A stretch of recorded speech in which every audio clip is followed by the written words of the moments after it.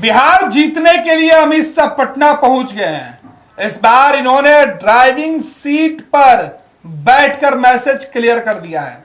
ऐसा हम क्यों कह रहे हैं ये समझेंगे हमारे वरिष्ठ योगी विवेकानंद जी। विवेका जी, अमित शाह का बिहार आना और अब कहा जा रहा है कि फ्रंट फुट पर अमित शाह। नीतीश कुमार अब से आगे चलते थे लेकिन अब शायद वो पीछे बैठेंगे। देखिए, चुनाव है और चुनाव को लेकर के खुद अमित शाह ने मोर्चा संभाल लिया है।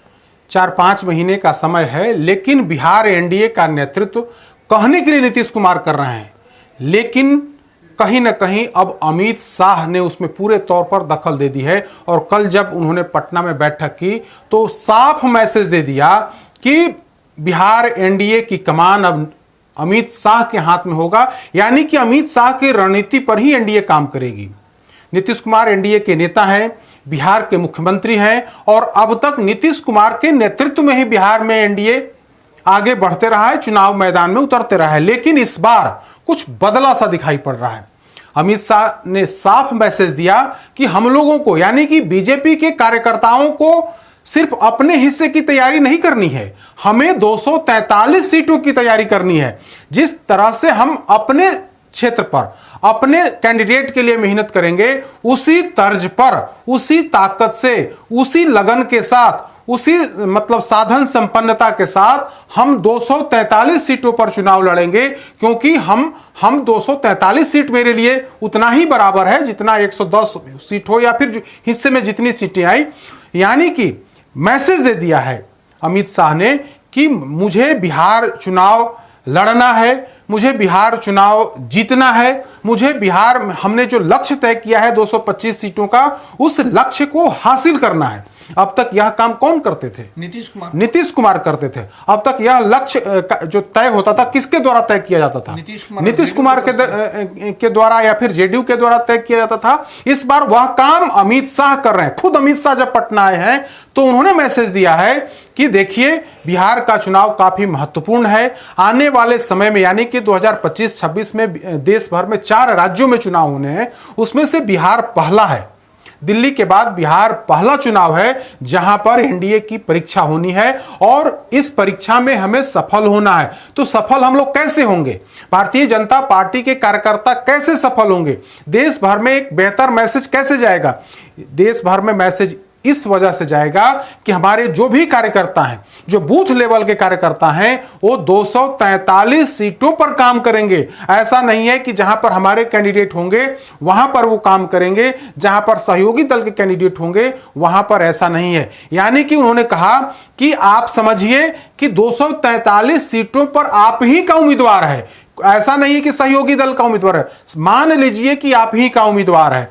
तो साफ मैसेज है, साफ मैसेज यह है कि अमित शाह ने अपने नेताओं को, विधायकों को, सांसदों को, कार्यकर्ताओं को साफ कर दिया है कि बिहार का चुनाव काफी महत्वपूर्ण है, इसे हर हाल में जीतना है। तो जो बातें वही हम लोग चर्चा कर रहे हैं ना कि अमित शाह ड्राइविंग सीट पर बैठ गए। एनडीए का नेतृत्व कहीं ना कहीं अमित शाह करते दिख रहे हैं। जब पहली चुनाव के मद्देनजर कल की बैठक थी और पहली बैठक में ही अमित शाह ने क्लियर कर दिया, कॉन्सेप्ट उन्होंने क्लियर कर दिया है कि बिहार चुनाव उनके नेतृत्व में लड़ा जाएगा। उन्होंने कहा कि आने वाले समय में जो भी अन्य तैयारियां करनी है, जो भी एक खाका तैयार करना है, हम लोग जल्द से जल्द तैयार कर लेंगे और सभी नेताओं को हम जिम्मेवारी देंगे कि कैसे चुनाव लड़ना है, कैसे मैनेजमेंट करना है, बूथ को हमको कैसे जीतना है। उन्होंने बाकायदा उदाहरण दिया कि मेरे लिए मध्य प्रदेश का चुनाव टफ था, मेरे लिए महाराष्ट्र का चुनाव भी टफ था, मेरे लिए हरियाणा और दिल्ली का चुनाव भी टफ था। मतलब 4 राज्यों का उन्होंने उल्लेख किया, लेकिन 2 राज्यों का विशेष तौर पर उल्लेख किया। कहा कि महाराष्ट्र में हम चुनाव जीते, महाराष्ट्र में हम 2 नए सहयोगी दल जो अभी हाल फिलहाल में ही उनका गठन हुआ है, दूसरे दलों से टूट करके नए दल के रूप में उनकी मान्यता मिली है, हम उनके साथ लड़ रहे थे। बड़ी मुश्किल थी लड़ाई, लेकिन फिर भी हम वहां जीते इसलिए क्योंकि हमने बूथ लेवल पर काम किया। हमने बूथ जीतने का जो लक्ष्य दिया था अपने कार्यकर्ताओं को, अपने नेताओं को, उस लक्ष्य की हमने पूर्ति की और इसके लिए संगठन को बजाबता एक टास्क दिया गया। तो उसी तर्ज पर आप बिहार में काम करिए। अमित शाह ने कहा कि 21% ऐसे बूथ थे जहां पर बीजेपी कभी नहीं जीती थी, वहां हमने महाराष्ट्र में जीत दर्ज करके दिखा दिया। उसी तरह से मध्य प्रदेश में हमने बूथ पर काम किया और ऐसी 13% ऐसे बूथ हैं जहां पर बीजेपी पहली बार जीती है। तो बिहार में भी हमें उसी तर्ज पर काम करना है और बूथ को जीतना है। अगर हम बूथ जीतेंगे तो निश्चित तौर पर हमें विजय मिलेगी। तो अमित शाह ने मैसेज दे दिया है कि हमें कैसे जीतना है, बूथ जीतना है, विधायकी जीतना है और फिर हमें बिहार में सरकार बनानी है। कह तो रहे कि एनडीए की सरकार बनानी है, लेकिन जिस तरह से बीजेपी की तैयारी है, जिस तरह से बीजेपी अब बड़े भाई की भूमिका में दिख रही है, जिस तरह से ड्राइविंग सीट पर बैठी हुई बीजेपी दिख रही है, उससे लग रहा है कि बीजेपी मैसेज देना चाह रही है कि अब नीतीश कुमार के बूते की बात बिहार को जीतना नहीं है, बल्कि भारतीय जनता पार्टी पूरी ताकत लगा करके बिहार में विपक्ष को हराने का काम करेगी। 2020 तक देख लीजिए क्या स्थिति थी। 2020 तक नीतीश कुमार नेतृत्व करते थे, नीतीश कुमार अगुवा थे एनडीए के, नीतीश कुमार के नेतृत्व में ही मतलब सारा कार्यक्रम बनता था, सारा एजेंडा नीतीश कुमार के नेतृत्व में तय होता था। लेकिन 25 में सब कुछ बदलते हुए दिखाई पड़ रहा है। बीजेपी आगे आगे चल रही है, जेडीयू और उनके नेता नीतीश कुमार पीछे पीछे चल रहे हैं। तो अमित शाह कल पटना की धरती से, भाजपा कार्यालय से अपने नेताओं को मैसेज दे दिया है कि इस बार चूकना नहीं है, बल्कि इस बार एक बार फिर से बिहार की सत्ता पर काबिज होना है और साथ हमने बिहार में एनडीए की सरकार बनानी है। तो यह मैसेज दे दिया है। अब शाम में आज नीतीश कुमार से मुलाकात करेंगे, नीतीश कुमार से मुलाकात करके एनडीए की भावी रणनीति तय करेंगे। लेकिन पूरे प्रकरण में देखा जा रहा है कि अमित शाह इस बिहार चुनाव अभियान का अगुवाई करते हुए दिख रहे हैं। और इसके पीछे की जो वजह है, जो जानकार बता रहे हैं कि भाजपा के शीर्ष नेतृत्व को लगता है कि अगर हम नीतीश कुमार पर सब कुछ छोड़ देंगे और उनका स्वास्थ्य ठीक नहीं है, उनकी कुछ ऐसी हरकतें सामने आई हैं जिससे पूरी जगहसाई हुई है, देश भर में नीतीश कुमार और बीजेपी जेडीयू की भद पिटी है, तो भाजपा ऐसा कोई रिस्क लेना नहीं चाहती है कि नीतीश कुमार पर हम पूरा बोझ डाल दें और आने वाले समय में उसका नुकसान हो। तो बीजेपी को लगता है कि नीतीश कुमार चेहरा तो रहेंगे, लेकिन पर्दे के पीछे से अमित शाह पूरा नेतृत्व करेंगे। पूरे चुनावी रणनीति, चुनावी अभियान का नेतृत्व खुद अमित शाह करेंगे। कल कहीं ना कहीं ऐसा मैसेज प्रदेश कार्यालय में जो आयोजित बैठक थी, उस बैठक में अमित शाह ने दे दिया है। रेखा जी, अब सीधे तौर पे कह सकते हैं कि ड्राइविंग सीट बिल्कुल नीतीश के हाथों से अमित शाह ने ले लिया है। आप सीधे तौर पर तो नहीं, लेकिन जिस हिसाब से जो कड़ी जुड़ते जा रही है, आप एक एक कड़ी को अगर जोड़ेंगे तो जुड़ करके जो फाइनल रिजल्ट आते दिख रहा है वो यही है कि नीतीश कुमार चेहरा एनडीए की, बिहार एनडीए के हैं, लेकिन पूरी ताकत अब भारतीय जनता पार्टी के पास है और भारतीय जनता पार्टी अपने हिसाब से अब बिहार में रणनीति तय करेगी।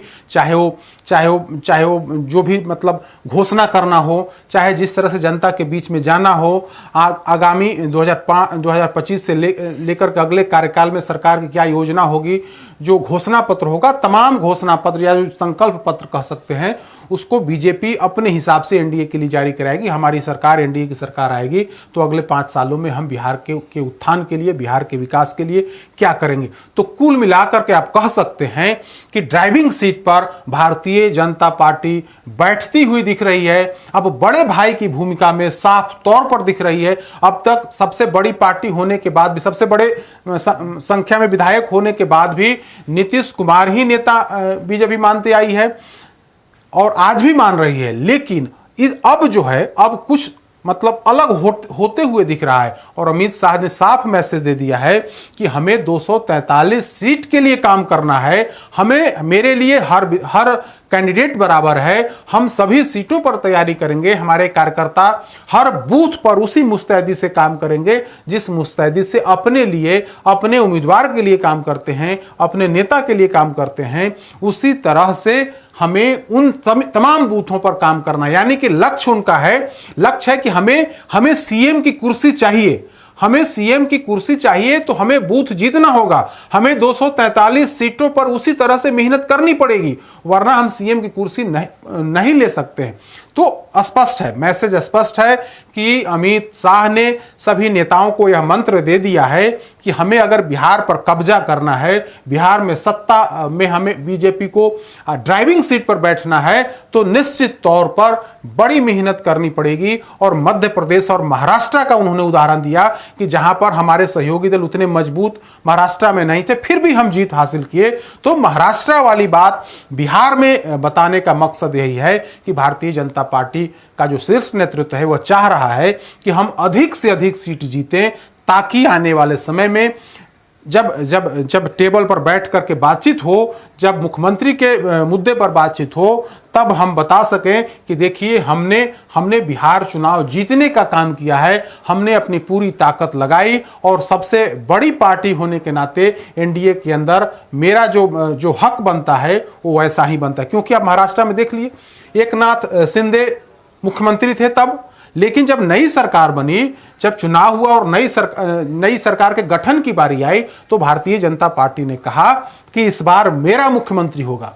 बिहार में क्या हो रहा है? बिहार में तो यही हो रहा है कि मुख्यमंत्री नीतीश कुमार वर्तमान में हैं, एनडीए के नेता हैं, भाजपा के नेता या नेतृत्व भाजपा का कह रहा है कि हम नीतीश कुमार के नेतृत्व में चुनाव लड़ेंगे, इससे कहीं कोई इनकार नहीं है। नीतीश कुमार के नेतृत्व में हम चुनावी मैदान में उतरने जा रहे हैं। लेकिन मुख्यमंत्री के सवाल पर भाजपा नेतृत्व चुप्पी साध ले रहा है और कह रहा है कि चुनाव के बाद विधायक दल की बैठक होगी, एनडीए की बैठक होगी और उसमें मुख्यमंत्री नेता का जो है चयन होगा। यानी कि बीजेपी मैसेज देना शुरू कर दी है, कुछ दिन पहले से शुरू कर दी है कि हम लोग चुनाव के बाद तय कर लेंगे, चाहे वो भाजपा के प्रदेश अध्यक्ष हों या फिर अभी प्रेम कुमार जो बोल रहे हैं वो हों, कई अन्य नेताओं, खुद अमित शाह एक टीवी शो में कह चुके हैं कि भाई वो हमें टीवी शो में बैठ करके तय नहीं होता है मुख्यमंत्री का चेहरा, हम लोग आगे बैठ करके इस पर तय कर लेंगे।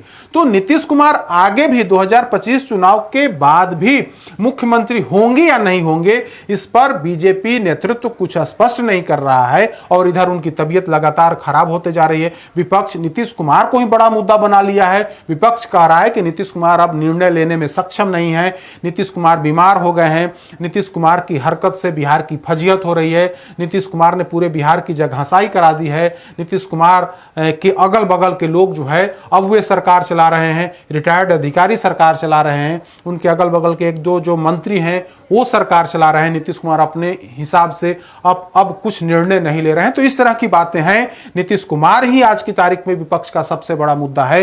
विपक्ष एक तरफ कह रहा है कि हमारा नेता तेजस्वी यादव है जो युवा है, और दूसरी तरफ एक थके हुए, जैसा कि आरजेडी दावा कर रही है कि थके हुए मुख्यमंत्री हैं जो अपने हिसाब से कुछ कर नहीं पा रहे हैं। तो बीजेपी को लगता है कि अगर हम नीतीश कुमार को इसी तरह से आगे भी करते रहेंगे तो गलत मैसेज आएगा, लिहाजा अमित शाह खुद मोर्चा संभाल लिए हैं और मैसेज दे रहे हैं कि भाजपा के नेतृत्व में बिहार एनडीए चुनाव लड़ेगा और चुनाव जीतेगा। कुछ इसी तर्ज पर, इसी मंत्र के साथ अमित शाह आज कल पटना में बैठक की है और आज भी बड़ी बैठक है, बिहार एनडीए की बैठक है, मुख्यमंत्री आवास में बैठक है और उसके बाद कुछ फाइनल आएगा कि क्या कुछ होगा। लेकिन अभी तक जो हम लोग समझे हैं, देखे हैं, जो बातचीत करने से जो जानकारी हाथ लगी है वो यही है कि अमित शाह ने बिहार में मोर्चा संभाल लिया है,